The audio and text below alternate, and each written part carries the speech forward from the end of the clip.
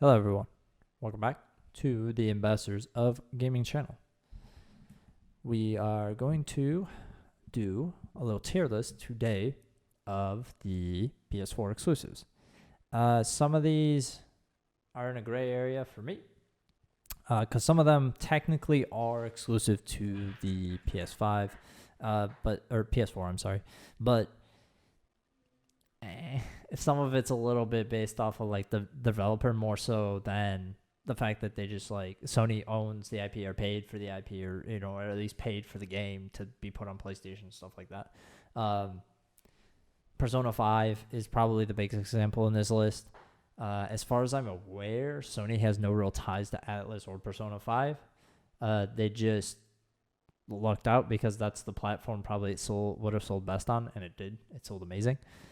But as we saw with Persona 5 Strikers, that released both on PS4 and Switch at the same time. So I think it's more about where the dev thinks they'll make the most sales. And that's likely why you don't see Persona 5 on Xbox. I mean, it's possible it comes at some point, but at this point, the game's really old. And if they were going to do that, they would just wait till like they remaster the other ones or something, or they're going to do like a collection or something, I feel like, before they just like randomly put Persona 5 on Xbox. It doesn't seem like something that's going to happen. So we have the list. S rank, God tier, best, the best of the best. A tier is pretty good. B, it's all right. C tier, I don't know. It's kind of not good. It's not bad, but it's not good. And D is bad. All right, D is just bad. All right, that's how we're going to play this. All right, this is a bad game. And then obviously things I haven't played, which is going to be surprisingly a lot. But that's because I don't have time to play all this shit. And I also don't have interest in every single game. So let's just do that right away. Concrete Genie, boom. Astrobot, boom. Everybody's Golf, not my thing, boom. Gran Turismo Sport, boom. Shadowfall, boom. Iron Man VR, boom. Knack 2. Tearaway, Impatient, Last Guardian, Last Legacy, Firewall Zero, Drive Club. Drive Club is dead, but I guess I have to put it on the list anyways. Gravity Rush 2. Oh, yeah, I didn't include any remasters. I included the remake of the Shadow of the Colossus because that was an actual lot of work, and the game is different enough from the original that I feel like it's justified in being here. But I didn't put remasters because, for the most part, I didn't feel like they really made that significant of a difference, honestly. Okay. I don't think I played the Ratchet & Clank remake. It's supposed to be free next month, but I haven't played it. I think that's everything. I think these are the ones I've actually played. I don't think I missed anything. Let me double check my list. Neo 1 and 2, Spider-Man Miles Morales, Ghost of Sushima, Last of Us 2, Dreams, Gone, Death Stranding, Medieval, Shadow of the Colossus, Spider-Man, God of War, Detroit, Horizon. Did we miss Horizon? Dude, we missed Horizon. How did I miss Horizon? All right, there we go. We're back. All right. So we got Horizon. We got Uncharted 4, and we got Until Dawn, and we got Bloodborne, Infamous Second Son, Knack. Okay, I think I have all of them, or at least all of the ones I've played. Okay? By the way, Final Fantasy VII doesn't count. All right? Be mad. There's no way in hell Final Fantasy VII doesn't eventually come to Xbox, okay? That removes it from the list. Doesn't count. All right? There's no way Square Enix is going to sit on Final Fantasy VII Remake and not put it on Xbox. And Sony has nowhere near enough pull for that to work. There's no way that happens. All right? Be mad. All right. Let's go. Oh, I haven't played The Order 1886 either. Sorry. I think that's everything. Yep. Days Gone. Days Gone? Surprisingly good. B tier. Not amazing. Not God tier. But pretty good. Better than I anticipated. Dreams? Dreams is C tier, right? You know why? Because you can have a good time with Dreams. You can stream some good stuff with Dreams. You can have some enjoyable experiences if you know where to look. But you have to wade through a lot of shit if you don't. A lot of really bad creations, and that's not everybody's fault because like it's like RPG Maker. There's a ton of people who don't know what they're doing, making a bunch of stuff, and they're trying their best, which is fine. But not every single one of those things should have been published, which means you have to wade through things that are not finished, that are janky as hell, and that's a majority of what you'll see. There are some very, very nice, very, very cool experiences that you'll see in Dreams, but that's rare and in between, all right? Doesn't really count. Okay? Rigs, bad. It's bad. It's PSVR, and it's bad. And it's online. It's bad. It's not good. Not good. Didn't like it. Medieval, C tier. Don't have nostalgia for it. So, yeah. The controls are clunky as hell. It feels like a PS1 game. Though it has the look of like a high-end, like a new generation PS4 game. I think it more or less suffers from the fact that it's a remake. Whereas if it was a new game and they had been able to like make a proper new Medieval, it probably would have been good. Like they probably have done like an RPG Souls-like type of thing and maybe make it more cartoony, a little easier. But they didn't. They made it a remake, so Infamous Second Son, B tier. Again, be mad. Infamous Second Son is not nearly as bad as everybody told me it was. I played it. I enjoyed it on PS4 Pro. Overall, it was a decent experience. I don't have any experience with the other Infamous games, so maybe that is why I feel it's not as lackluster as everybody else does in comparison. But I enjoyed my time with it as much as I did Days Gone. They're not the best experiences you get on PlayStation, but if you get them cheap, I think I got Days Gone for like $20. And it was totally worth the $20. Infamous I got for free on PlayStation Plus. Totally worth it. It was definitely worth my time to play. I don't know if I would have paid $60 for it. If I paid $60 for it, maybe I would have felt like, meh, this was okay. It probably been in C tier. But because I got it for free, I'll put it in B tier, okay? You can't get mad at my experiences, all right? Knack is C tier, right? It's not godly. Honestly, the thing that brings Knack down most is like the weird the pull towards childlike gameplay or childlike storytelling. The gameplay is not bad. It's actually kind of tough. It's way tougher than I anticipated it being. It's aesthetically really pleasing. It's beautiful. The story is kind of dumb, but it's a cool world. And Knack overall is generally pretty enjoyable to play, but it's very, very kiddie. So that's what pulls it down for me. Yeah. Persona 5's going to not play it because I'm not counting it, okay? Again, you can be upset, but, you know, that's where it's going. I'm trying to, like, save, like, the biggest ones for later down the line because I don't want to, like, hit all the hard balls right off the bat. You know what I mean? First Light is an expansion. C tier. C tier only because it's low. It's an arena. It's just an arena fight, and it's an expansion. It's okay. Honestly, if you get it, and you'll probably enjoy yourself with it, but I wouldn't pay any more than like $5 or $10, honestly. Okay? Couple hours of gameplay. Totally new power system compared to Second Son. It focuses purely on, I forget this girl's name, but her neon powers are fucking cool. And it was really, really enjoyable. The arena fighting was actually very, very fun. I'm going to put Until Dawn, Rush of Blood at A tier. It was good. It's a good game. It's a good VR game. It's probably one of the best VR games, at least of the ones I played, which is not that many. But it's very good. It's a good game. As good as VR can probably get. It's spooky as hell. It's fun. It's an arcade rail shooter. And, yeah, they came up with a good concept for an IP instead of just shoehorning some random shit in it. So, good on them. What should we do next? Detroit. This is, like, amazing. This is good. This is meh. Put Detroit in B tier. It was good. It wasn't amazing, but it was good. It was enjoyable. little predictable in the story beats, but I had a good time with it overall. The tech is what made it really, really good. But because the story was just average, I'm going to put it at B instead of C. Like, if the story reached the level of, like, the tech, the facial animations, and the textures, it'd be A tier. Maybe even S tier. But the story doesn't reach it. It's just like, meh. The story's okay. And the gameplay's like, meh. So it's like, it goes from S tier animations to, like, C story and, like, B tier gameplay. So I'm just going to put it in B, all right? Overall, not a bad game. Not terrible. But, you know, it is what it is. Neo is A tier.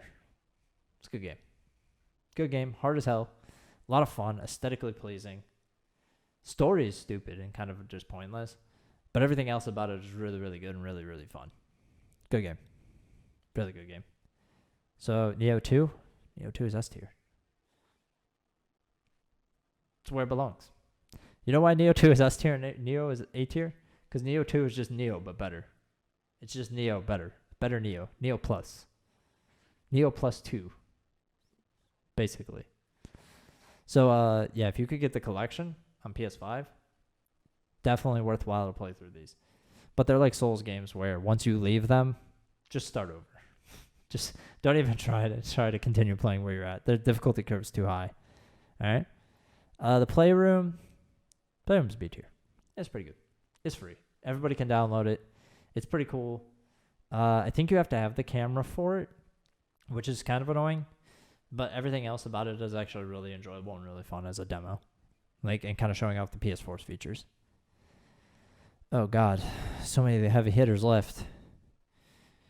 Okay. Let's do Death Stranding. Death Stranding? A tier. Good game. Good tech. Interesting gameplay. Unique gameplay. Though it dragged on me a lot of time. I still haven't beat it. I've played it twice now, and I still haven't beaten it because I just get caught in other stuff, and then by the time I come back, I forget how to play the game. It's another Souls-like game in that you have to, like, once you start playing it, you just have to play that game, and if you don't beat it, like, you gotta start all over, and it's just a whole thing. I don't want to start that game all over again. That'll be like the third time I started over. I can't do it. All right? But overall, the second time I played it, I got it. I hated it the first time I played it. I was like, this is dumb. I can't walk. I have to walk everywhere. Shit is heavy. I keep falling over. And then the second time I played it, I actually read the tutorials instead of just button mashing my way through it. And I was like, oh, I actually know how to play this game now. And when you actually read the tutorials and you learn how the game works, you might enjoy it more. What a surprise. Oh, God. Oh, God, so many. Uncharted 4. Uncharted 4 is S rank. For sure, S rank. God tier. Tech is amazing. The story is pretty good. And the gameplay is really, really great. Everything about Uncharted 4 I loved. Which is ironic because I did not like the other three. I played Uncharted 1, 2, and 3, and I did not enjoy those experiences for the most part. They were fine, but nowhere near the level of greatness that I anticipated them being, considered how hype PlayStation fans have been over it for so long. As a reminder, I'm a PlayStation fan. I like PlayStation. I love the PS4. I like a lot of PS4 exclusives. Doesn't mean I have to just praise Sony every time they do something. Uncharted games, not a big fan of. Uncharted 4, really good. Really, really good. Let's see. So many good ones. Shadow of the Colossus, B.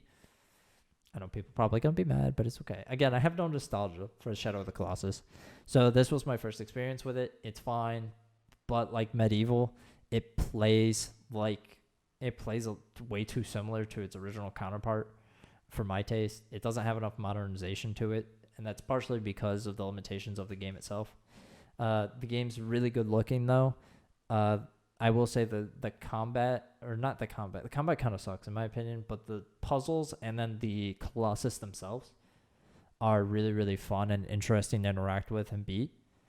And it is cool to explore the world, but I really hate the combat and movement, so I'm putting it in B instead of A or S. That and the graphics aren't like super amazing. They're good. They're better than the original by far, but they're not like nearly on the same level as some of the other stuff in here, like Detroit. I feel like Miles Morales is next. I'm gonna put Miles in A tier. Mostly because I feel like Sony made Insomniac push out Miles before it was finished bug testing, because that game had hella bugs for no reason. Like when I played Spider-Man PS4, that thing was crisp. I didn't really have frame drops. I didn't really have any bugs or texture issues. I barely had any loading problems in terms of like just regular loads. I didn't have any stops while I was swinging. But like Miles Morales was filled with bugs on PS4. So it's got to go in A tier. If it didn't have the bugs and it had been like Sony just let Insomniac have another month or two to like flesh things out, like it probably would have been like it would have been S tier, all right? But no, they needed more time to push things to get it done. Everything else about the game is amazing. The tech is good, the gameplay is good, the story is pretty good.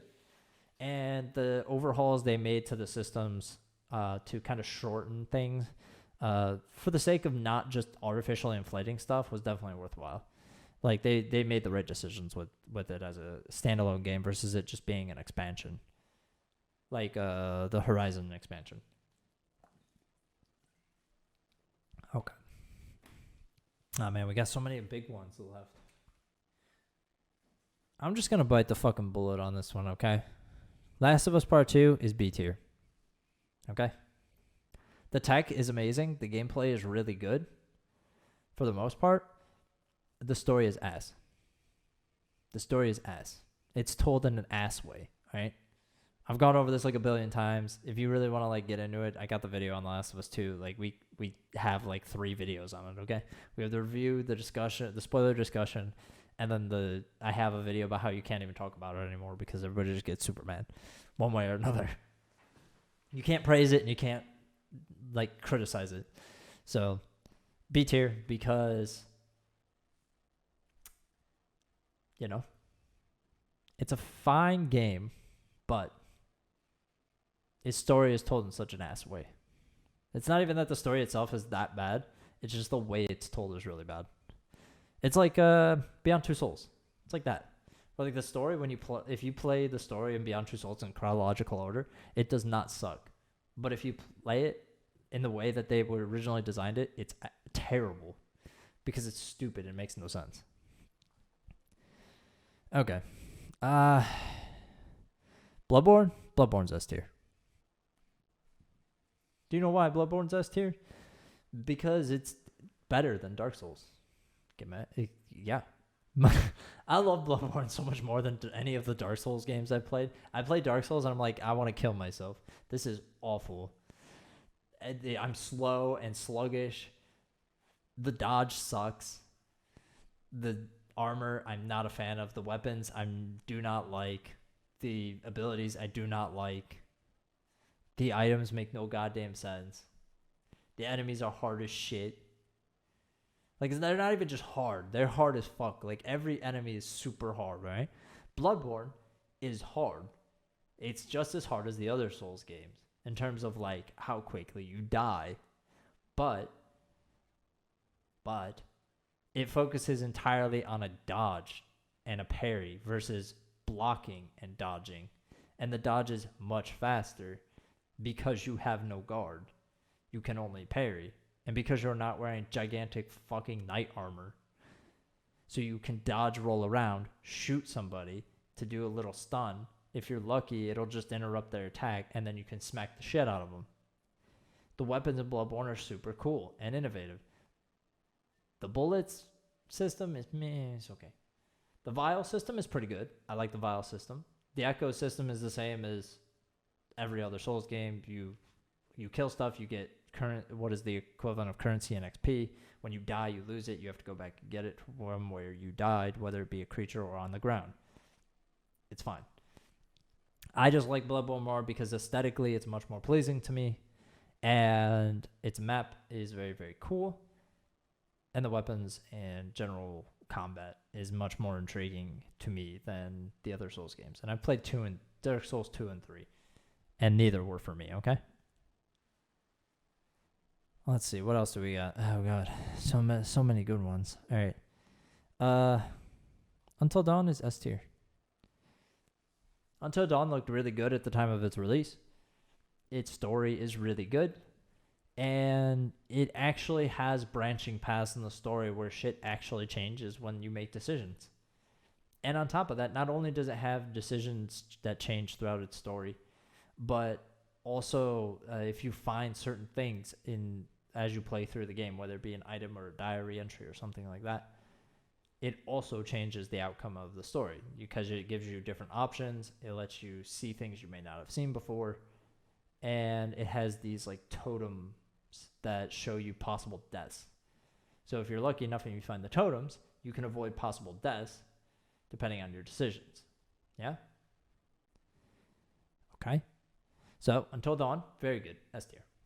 Really enjoyable. Definitely worthwhile. Like these S tier ones are like, you should play these games. If you don't play Bloodborne or Neo too, I understand, because if you're not into Souls types games, you're not gonna like them, okay?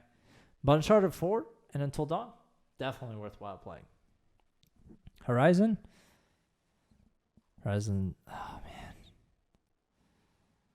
I gotta put Horizon in A tier. I want to put it in S tier because it's really good. The story's really good. The combat's really good. But like the textures are a little iffy, and the animations are a little iffy, but everything else about it's so good. I'm gonna put it in A tier because it's not like perfect, but it's so close. Like I hope for like, because the Frozen Wilds was really like, it really felt like they fixed a lot of that. I hope that Forbidden West fixes those issues so that Forbidden West can be an S tier. I'm sure that if they put it on PS5 and they like remaster it for PS5, it would be fixed and it'd be really good. But it also had those issues on PC. So, A tier. It's good. 3 left. Okay, let's do Spider-Man. S tier. Spider-Man is S tier. Its map is great. Its combat is great. The level system is great. Story is really good. The collectibles are interesting enough that it's not just bullshit. It doesn't feel like just bullshit. Like it is just bullshit. But it feels worthwhile because there's collectibles that tell you story about the world. There's collectibles that are just cool photographs that tell you more about the world on other ends, like location-based stuff. And then there's side missions through the collectibles. Like you do the collectibles and the story stuff, the side missions on the map, and it eventually unlocks a side mission that leads to a character that otherwise may not have even been in the game if they hadn't gone down that route. The suits are really cool. It looks really pretty. The swinging is great. I love everything about that game. S tier. Amazing. Super amazing. God of War is S tier. Its combat is amazing. Gameplay is amazing. Story is really good. Graphics are great. Load times are pretty good. Everything about it is really good. S tier. Great. Honestly, if I had to pick one game, God of War might be the best game. And then Spider-Man would be like very close behind it. Goes to Sushima. S tier. I know people, here's the thing. Because I don't go online and I don't talk to people online, apparently there's a group of people who don't like Ghost of Tsushima. They think it's too generic and boring. I'm sorry your life is devoid of things that are good, my friends. Ghost of Tsushima is good. It's great. It's amazing. It looks pretty. Its combat is very good. It's not like the most innovative. The combat's not the most innovative, but it's good. The collectibles are interesting enough in a way that's different, except for the haikus. The haikus can go fuck themselves. I hate the haikus. Everything else, though, is not so bad. The fox shrines are cool. The obstacle courses with the shrines that give you the big talismans are cool. The bamboo shoots are good. And then there's like a shit ton of side missions. And the game prioritizes side missions and the main missions equally. And overall, it's just an enjoyable experience and a really good story, considering that it's very grounded and like there's not a lot of mythological stuff, supernatural stuff in comparison to everything else on this list. Uncharted 4 is more realistic, but it has like those like Indiana Jones moments. Whereas Ghost of Tsushima has some stuff like that with the grappling hook, and some stuff with like the believability of stealth. But otherwise, like, it's pretty grounded. I would say it's probably the most grounded game on the list in terms of like what comes close to as realistic as you can get with a game while being interested. So I think that's a solid list, honestly. Look, I only named one bad game, all right? And that's because Rigs really sucks, all right? Game sucks. It's so boring. Anyways, that's pretty much it for the tier list. So I will see you all in the next one. Let me know what you think in the chat while we're on stream, in the comments on the YouTube video, and any engagement you can provide, whether it's a like, a dislike, a comment, or a share, is much appreciated in one way or another. Because to YouTube, it's all the same. Anyways, thank you for watching, and we'll see you next time. Bye.